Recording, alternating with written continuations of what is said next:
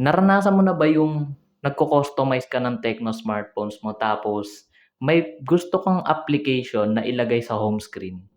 Tapos kailangan mo pang i-long press, may lalabas na menu na send to desktop, tapos nun hahanapin mo siya sa home screen mo, yung application na yun. Kung kagaya kita, meron diyang solusyon. Buti na lang na-discover ko 'tong Nova Launcher. Mas gusto ko pa 'tong gamitin kaysa sa built-in na launcher ng Tecno. Kasi bukod sa ina-allow niya ako na i-customize kung papaano or sa gusto kong paraan yung smartphones ko, nandun din yung pinaka-favorite ko na option.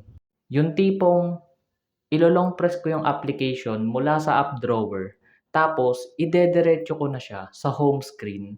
Ida-drag ko lang siya dun kung saang position ko siya gusto. Tapos pwede ka pang mag-set up ng mga icon mo. Pwede mo baguhin yung itsura based sa gusto mo. Magda-download ka lang ng icon pack sa Play Store. Kung kunwari gusto mo ng Nothing na icon o kaya iOS o di naman kaya is Galaxy icon, pwede mo siyang i-set up dito sa Nova Launcher.